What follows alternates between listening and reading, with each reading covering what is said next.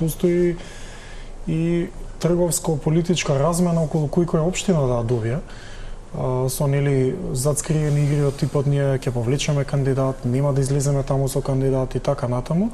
Не мислам дека тоа е ново, но мислам дека во ситуацијава е преочигледно.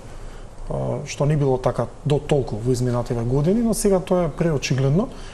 Тоа е едната работа. Втората работа е што сметам дека веќе локалната и централната политика или владење веќе невидлива е границата.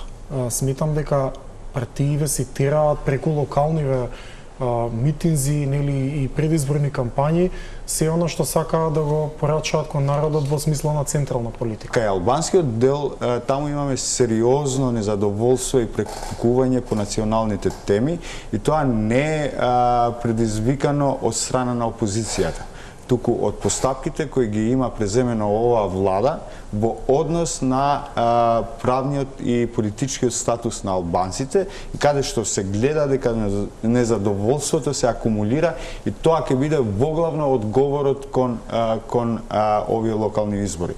Значи, на крајот на денот нема да се гласа за канализација и бекатонки, ќе се гласа на тоа како ова централна власт се однесува кон албанците во национално ниво.